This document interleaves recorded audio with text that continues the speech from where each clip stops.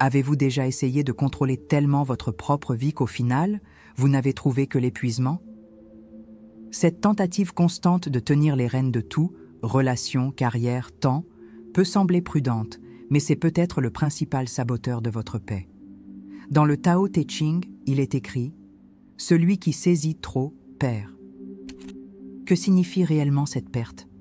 Carl Jung a compris que plus nous nous accrochons à l'idée de contrôle, plus nous nous éloignons de notre véritable centre.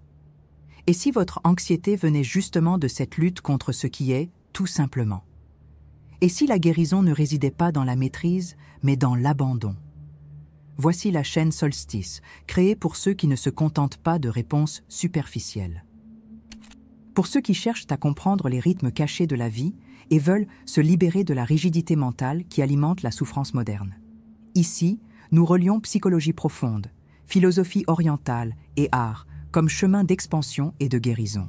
Nous ne sommes pas intéressés par des formules rapides, mais par la révélation de la vérité qui palpite sous la surface des événements quotidiens. Chaque vidéo est un appel à la conscience, pour voir ce que vous n'avez pas encore vu. Cet espace est pour ceux qui sentent qu'il y a quelque chose de plus et qui veulent le trouver. Car la vérité est cachée, mais non inaccessible. Alors, imaginez ceci. Vous plantez une graine et dès le lendemain, vous creusez la terre pour vérifier si elle a germé. Vous voyez bien que ce n'est pas de l'attention, c'est de la peur. Il en va de même lorsque vous essayez de précipiter ce qui exige du temps. Un projet créatif, une relation significative ou même votre propre guérison. Carl Jung appelait cela une interférence prématurée dans le processus d'individuation. Le Tao appelle cela violence contre le flux naturel.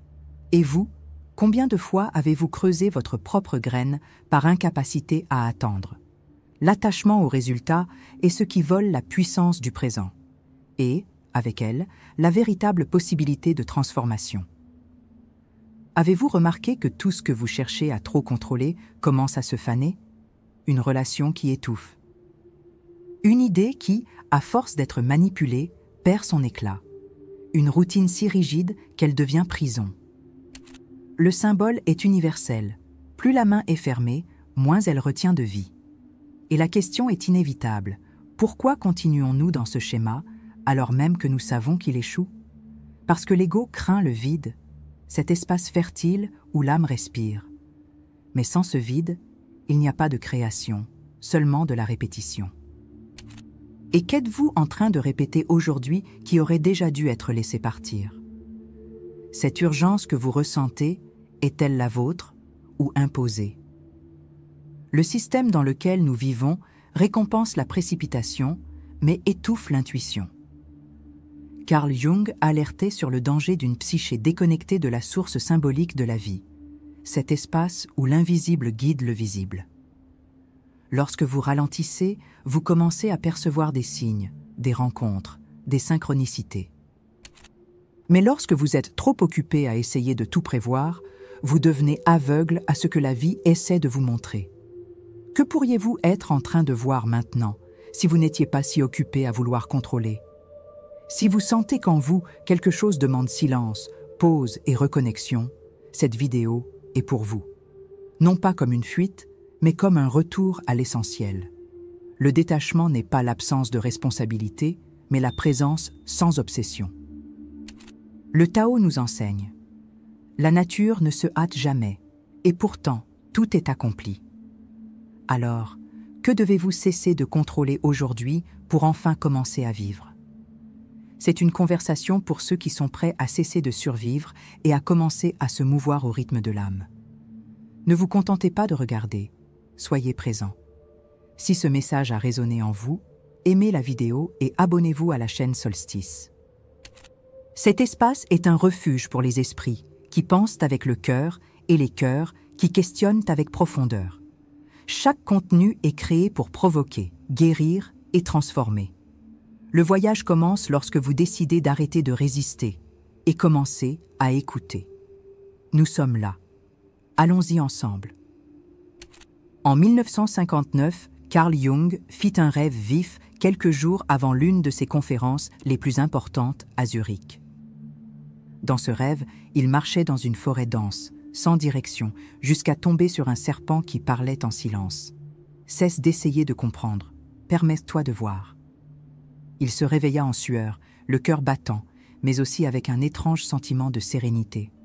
Ce matin-là, il déchira la moitié de ses notes et décida d'improviser son discours.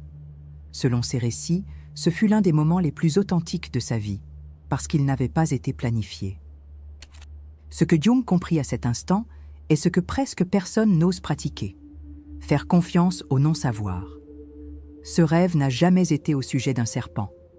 Il parlait d'une tension que nous portons tous, celle de vivre entre le besoin de structure et l'urgence de liberté.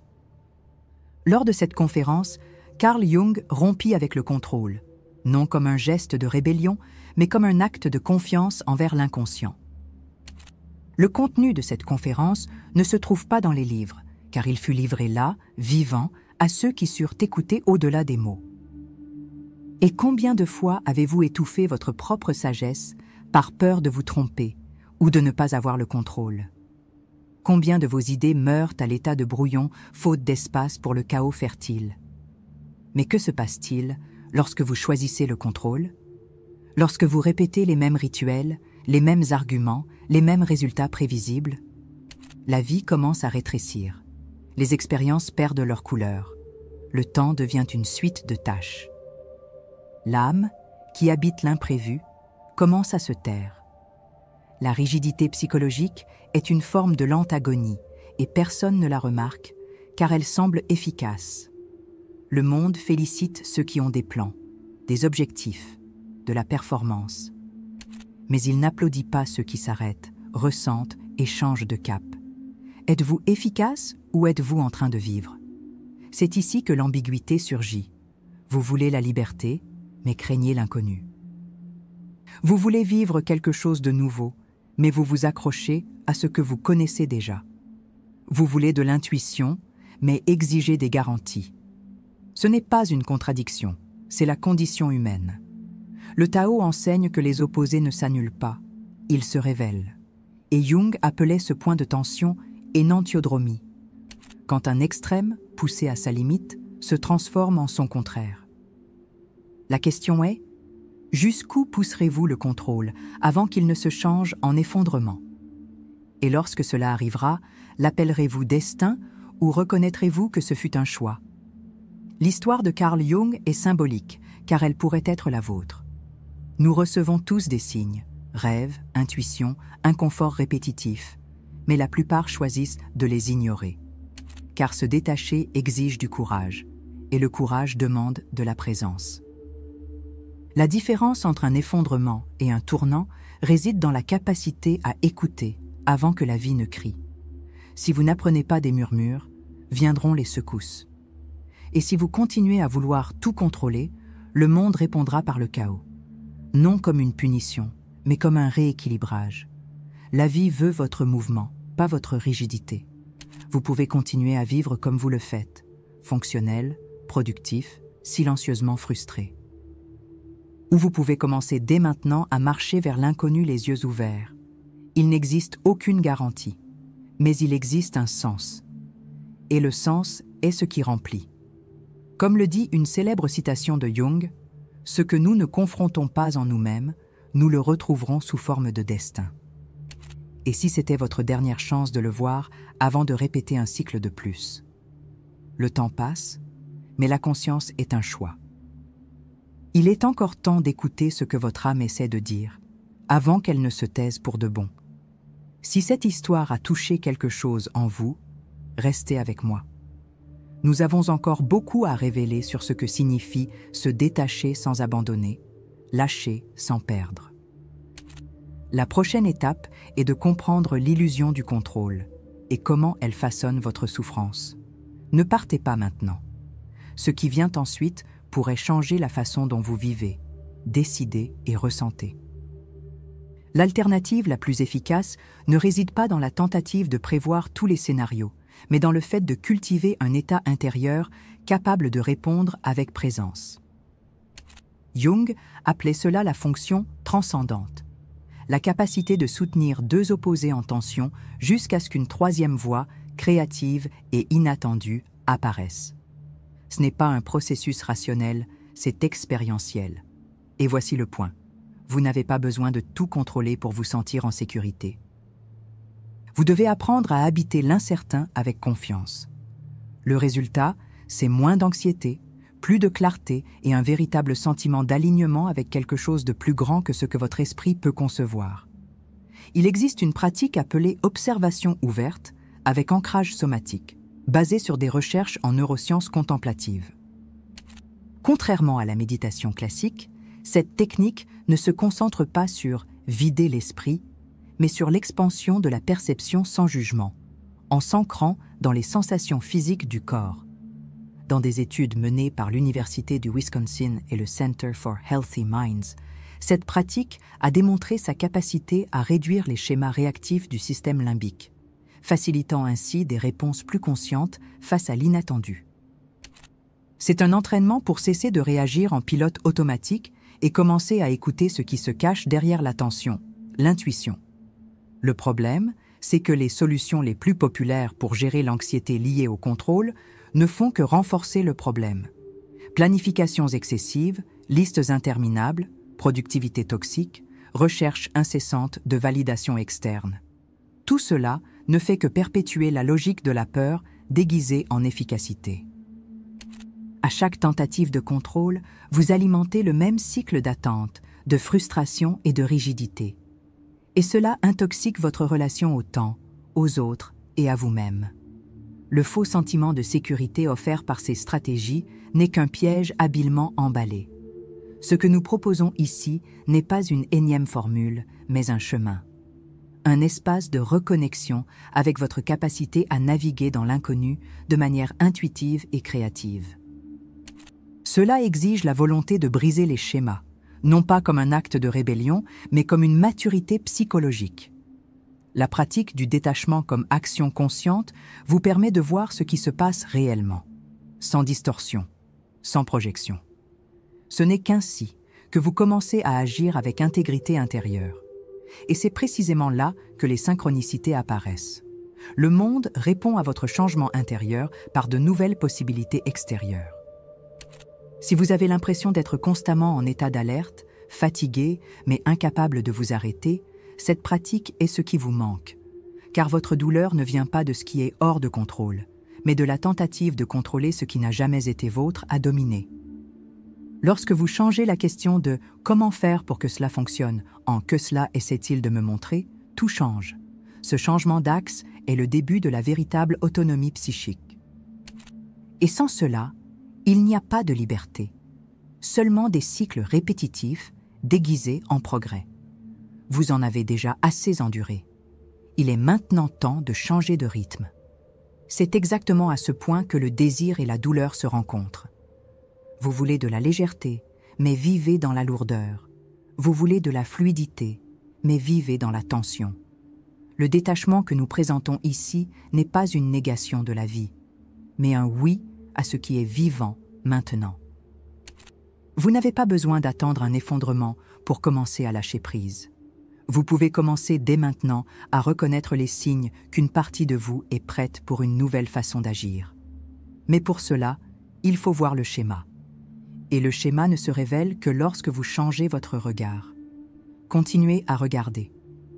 Le prochain passage pourrait être le point de bascule. Si vous êtes déterminé à cesser de contrôler et à commencer à faire confiance, commentez. Je suis présent pour ce qui naît lorsque je lâche ce qui me retient. Cette affirmation n'est pas symbolique. C'est une décision consciente d'interrompre le cycle d'auto-sabotage. Ne la dites pas pour moi, mais pour vous-même. Et restez avec moi jusqu'à la fin. La clé se trouve derrière la prochaine porte. D'un point de vue psychologique, l'élan vers le contrôle excessif apparaît comme un mécanisme de défense de l'ego face à l'incertitude, une tentative désespérée de maintenir la cohésion du moi face à des forces inconscientes plus vastes. Ce que le taoïsme et Carl Jung avertissaient déjà, c'est qu'en ignorant ces contenus profonds et symboliques, nous ne les annulons pas, nous les repoussons simplement dans l'ombre. Le résultat est une accumulation de tensions psychiques qui se manifestent sous forme d'anxiété, de légères dépressions et de sentiments de déconnexion existentielle. Dans le taoïsme, cette tension est décrite comme une violation du flux naturel de l'existence, ou wu-wei, qui est le principe d'une action sans effort forcé, sans opposition au rythme de la vie. Différer le processus de détachement psychologique et spirituel n'est pas neutre, c'est corrosif. Selon les données du Pew Research Center, 60% des personnes qui se définissent comme spirituelles mais non religieuses déclarent se sentir plus anxieuses aujourd'hui qu'il y a 5 ans. Parmi elles, les plus forts taux d'insatisfaction émotionnelle sont liés à un sentiment de déconnexion avec leur propre intuition et leur but. Qu'est-ce que cela montre? Que la spiritualité sans pratique, sans véritable mouvement intérieur, devient une idée de plus accumulée dans l'esprit. Et l'accumulation d'idées sans action devient un poids, intellectualisé, beau, mais stérile. En pratique, chaque jour où vous retardez cette transition vers une façon de vivre plus présente et fluide, vous renforcez le schéma que vous souhaitez dissoudre. Le temps ne guérit pas les schémas inconscients, il ne fait que les cristalliser. L'inertie spirituelle crée un faux sentiment de stabilité, alors qu'en réalité, ce qui se passe, c'est que vous vous éloignez de votre propre voix intérieure. Et cet éloignement a un prix élevé, décisions déconnectées, relations répétitives, sentiments chroniques de vide. Ce n'est pas une exagération, c'est une tendance statistiquement mesurable dans le domaine de la santé mentale et spirituelle. À l'inverse, ceux qui ont commencé à pratiquer le détachement conscient avec présence ont rapporté une amélioration significative de la clarté de leur but, de leur créativité et même de la qualité de leurs relations personnelles. Dans des études menées par Tara Brach et Jon Kabat-Zinn, les personnes ayant développé des pratiques régulières de présence et d'acceptation ont signalé une réduction de 43% des niveaux de stress perçus et une augmentation de 38% de la sensation d'autonomie émotionnelle. Il ne s'agit pas seulement de bien-être, il s'agit d'un accès réel à ce qui semblait auparavant inaccessible, le discernement. Et le discernement est la clé de la liberté. Vous n'êtes pas prisonnier de la réalité, mais de votre façon de l'interpréter. Et ceux qui ont compris cela ont déjà commencé à vivre autrement. Ils perçoivent les signes avant qu'ils ne deviennent des crises. Ils prennent des décisions avec plus de légèreté, même face à l'incertitude. Et ils savent distinguer ce qui est un élan conditionné de ce qui est un véritable appel. La différence ne réside pas dans les circonstances extérieures, mais dans le centre intérieur à partir duquel on agit. Ce que cette solution offre, c'est une réorganisation de votre point d'origine. Il ne s'agit pas de tout changer à l'extérieur, mais de cesser de se perdre à l'intérieur. La douleur de l'immobilité est silencieuse, mais cumulative. On ne la ressent pas le premier jour, mais on s'en rend compte lorsqu'on ne se reconnaît plus dans ses choix. Quand on réalise qu'on vit la vie des autres, attentes, récits, schémas hérités, et cela ne se produit pas brutalement. Cela arrive par petites omissions quotidiennes, jusqu'à ce que le « moi » véritable se retrouve enseveli. Chaque seconde que vous différez ce changement est une seconde où vous continuez de dire « oui » à ce qui vous rend malade, et en même temps de dire « non » à la vie qui pourrait naître maintenant. Ceux qui ont déjà commencé à emprunter ce chemin savent qu'il n'y a pas de retour possible. Car le soulagement qui vient du fait de cesser de lutter contre la vie est quelque chose qu'aucune récompense extérieure n'offre. Ce n'est pas une fuite, c'est un retour à l'axe. Et si vous êtes arrivé jusqu'ici, ce n'est pas par hasard, c'est l'engagement, c'est la porte, il ne vous reste plus qu'à la franchir. Si tout ce que vous portez aujourd'hui tombait à terre, qu'est-ce qui resterait encore comme essentiel? Le Tao nous enseigne que le vide n'est pas absence, mais espace fertile où la forme se révèle. Peut-être que la véritable transformation ne vient pas lorsque vous finissez par conquérir quelque chose, mais lorsque vous cessez de résister à ce qui est déjà présent. Le chemin ne se construit pas avec l'effort, mais avec l'attention. Et lorsque vous commencez à marcher les pieds fermement ancrés dans l'instant, vous découvrez que vous n'avez jamais été perdu, seulement distrait. La présence n'exige pas que vous en fassiez plus, mais que vous soyez entier dans le peu. C'est seulement ainsi que la vie répond avec vérité. Vous étiez ici tout ce temps, mais peut-être que ce n'est qu'à présent que vous avez entendu. Tout au long de ce chemin, nous avons vu que le détachement n'est pas un renoncement, mais un mouvement lucide de confiance. Que contrôler est le geste de la peur, tandis que lâcher prise est le geste de la maturité. Que l'intuition ne se manifeste que là où il y a de l'espace, et que le chaos, lorsqu'il est accueilli, est une matière première pour la création. Si vous êtes arrivé jusqu'ici, vous n'êtes déjà plus le même qu'avant. Et ce changement n'a pas besoin d'être expliqué, seulement reconnu, car il existe des gains qui ne se mesurent pas, mais se ressentent. Dans le Tao, il y a une idée fondamentale. L'eau triomphe du rigide non par la force, mais par la persistance silencieuse. Peut-être que le plus grand pouvoir que vous ayez en ce moment est de ne pas forcer. Cessez de résister, non par faiblesse, mais par sagesse. Ce qui naît de cette décision est légèreté, mais aussi profondeur. C'est une forme de silence qui enseigne plus que n'importe quelle réponse. Et cette sagesse ne vient pas de l'extérieur. Elle est déjà en vous, attendant le moment propice pour émerger. Maintenant que vous avez entendu, qu'allez-vous en faire? Rien n'a besoin d'être résolu maintenant. Mais tout peut être vu avec des yeux neufs. Si vous sentez qu'il s'est produit un mouvement intérieur, ne vous précipitez pas. Laissez-le décanter. Peut-être qu'aujourd'hui est le jour où quelque chose a commencé à se relâcher, non pas dans le monde extérieur, mais au centre de votre être. Et c'est suffisant. Car la clarté arrive lorsque nous cessons d'exiger, lorsque nous permettons enfin. Et ce qui naît de cet espace est toujours plus vrai que n'importe quel plan que l'esprit pourrait tracer. Vous n'avez pas besoin de repartir d'ici avec des certitudes. Mais peut-être avec une question vivante qui vous accompagnera quelque temps. Si je n'ai pas besoin de contrôler, que veut me montrer la vie maintenant? La réponse peut venir dans un rêve, une rencontre, ou dans un instant de silence entre deux pensées. Et lorsqu'elle viendra, vous la reconnaîtrez. Car elle ne sera pas logique, elle sera intime, inévitable et complètement vôtre, comme tout ce qui est vrai. Et lorsque ce moment arrivera, vous vous souviendrez peut-être qu'il a commencé ici. La vérité ne s'impose pas, elle se révèle lorsque vous êtes prêt. Et parfois, tout ce qu'il faut, c'est un premier geste de confiance. Si quelque chose vous a touché dans cette rencontre, partagez votre expérience dans les commentaires. Parfois, une phrase dite par un autre fait écho à quelque chose que nous n'avions pas encore nommé. Et en partageant, vous n'organisez pas seulement votre vérité, vous invitez aussi d'autres à faire de même.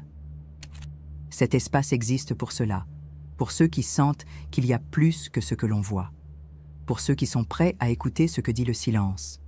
Restez proches, si cela fait sens. Ce voyage ne se termine pas.